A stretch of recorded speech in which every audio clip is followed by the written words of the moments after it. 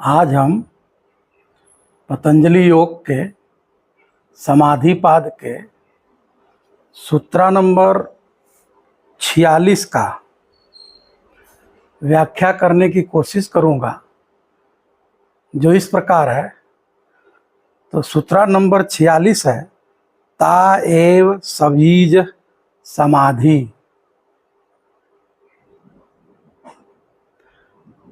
ता एव सबीजः समाधि।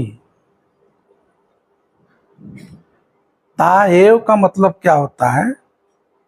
वे सब की सब, मतलब सब ही। कौन सब ही? कौन सब ही? जो पतंजलि 41 से 45 के सूत्रों में चर्चा किया है संप्रत ज्ञात समाधि की,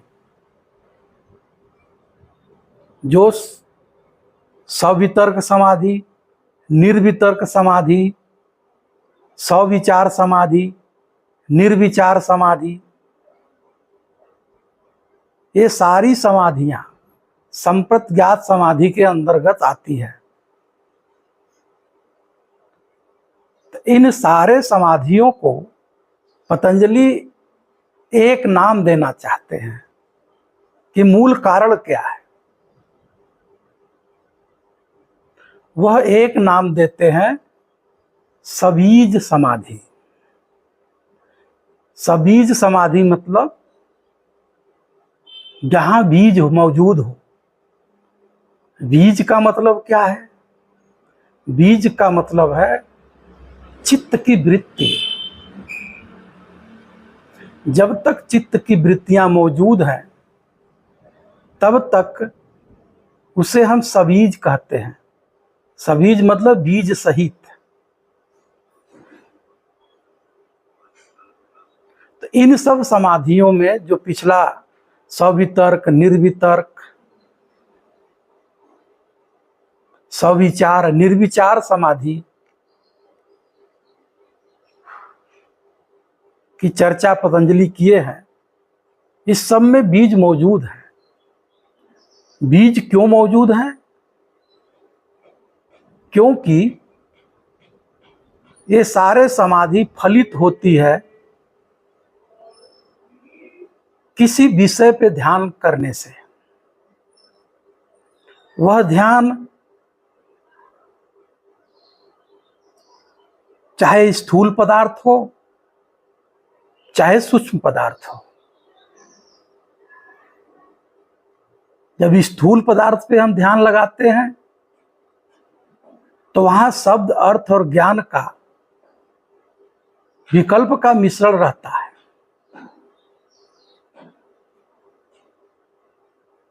वहीं जहां पे हम ध्यान सूक्ष्म पे लगाते हैं, वहां पे भी शब्द, अर्थ, ज्ञान का विकल्प रहता है। और सूक्ष्म में जाते हैं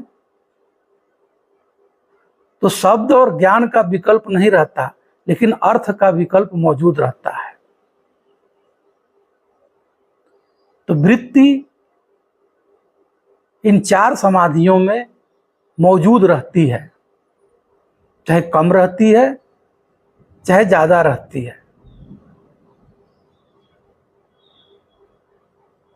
निर्विचार के दशा में वृत्ति बहुत ही सूक्ष्म होती है, लेकिन वृत्ति तो मौजूद है। वृत्ति क्यों मौजूद है? क्योंकि जब पदार्थ पे हम ध्यान लगाते हैं, तो उसकी आइडेंटिटी चित्त में बनती है। जब तक आइडेंटिटी चित्त में बन रही है, जब तक आइडेंटिटी चित्त में है, तब तक वह सवितर्क, निर्वितर्क, सविचार और निर्विचार समाधि के अंतर्गत वो आएगा।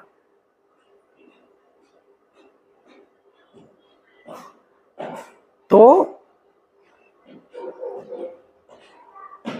इन वृत्तियों को समाप्त करने के लिए और भी ध्यान की विधियां जरूरी होती है। क्या कंडीशन आएगा तो इसको असंप्रत ज्ञात समाधि कहेंगे। सबीज से निर्बीज तक की यात्रा। तो पतंजलि इस सूत्र में कह रहे हैं कि वे सब की सभी समाधि जो है सबीज समाधि है। जो पिछले 41 से 45 सूत्रों में पतंजलि ने बताया है,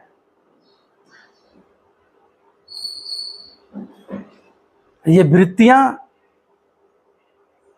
जब तक मौजूद है ये सभी समाधि है, और संपूर्ण वृत्तियों का खत्म हो जाना निर्बीज समाधि है।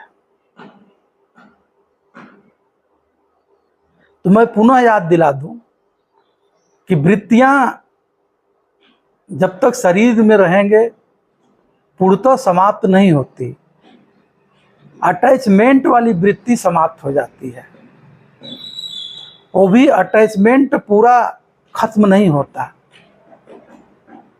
जो विक्षिप्त वाले अटैचमेंट है वो खत्म हो जाते हैं। हाँ, कभी कभी ऐसी दशा आती है साधक के जब वह पूर्णतः निर्विचार की दशा में होता है, वहां कोई विचार उसके चित्त में नहीं होता। लेकिन व्यवहार काल में चित्त की वृत्तियां आएंगी। जब आपको जरूरत पड़ेगा, कहीं जाना हो, कोई प्रोजेक्ट बनाना हो, कुछ भी करना हो, जब व्यवहार काल के कृत्य में आप आएंगे तो चित्त की वृत्तियां जरूर आएंगी। तो चित्त की वृत्ति का जो हलचल है, जो पागलपन है, जो विक्षिप्तता है, उस तरह के चित्त की वृत्तियों का खत्म हो जाना, उसको निर्बीज समाधि कहते हैं। लेकिन उसको असंप्रत ज्ञात समाधि भी कहते हैं। उसे कैवल्य नाम दे दो, कुछ भी नाम दे सकते हो, ABCD।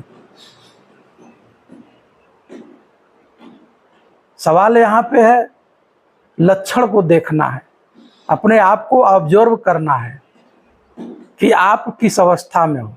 आप चाहे साधक हो, चाहे सन्यासी हो, चाहे गृहस्थ हो, कोई भी यह साधना कर सकता है। आप ऑब्जर्वेशन कर सकते हो, ऑब्जर्वेशन विदाउट ऑब्जर्वर। आप ऑब्जर्व कर सकते हो कि आप कहाँ खड़े हो। आप सवितर्क समाधि के अंतर्गत हो कि निर्वितर्क समाधि के अंतर्गत हो, कि सविचार समाधि के अंतर्गत हो कि निर्विचार समाधि के अंतर्गत हो।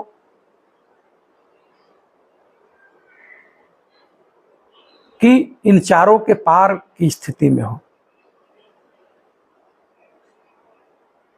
तो पतंजलि कह रहे हैं कि सवितर्क, निर्वितर्क, सविचार, निर्विचार, ये चारों जो समाधि है ये संप्रत ज्ञात समाधि है।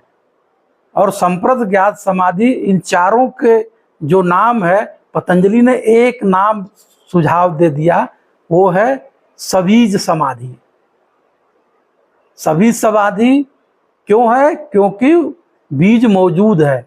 विचार के, अटैचमेंट के, एक्सपेक्टेशन के, डिजायर के, वहाँ पे बीज मौजूद रहते हैं। इसलिए पतंजलि इन चारों को मिला करके एक आइडेंटिटी दे दिया, एक शब्द दे दिया कि ये सबीज है। आप अपना चेक करो, आप कहाँ खड़े हो।